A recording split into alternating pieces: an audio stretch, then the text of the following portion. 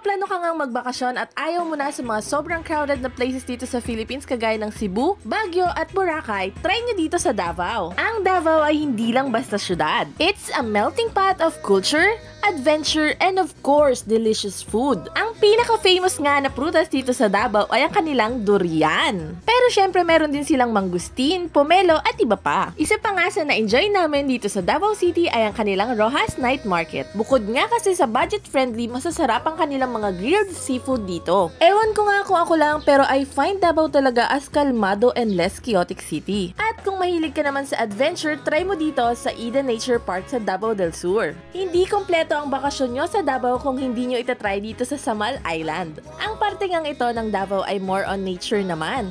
Isa nga sa mapupuntahan ninyo dito ay ang Bat Cave na nasa Guinness Book of Record at ang mga napakagandang beaches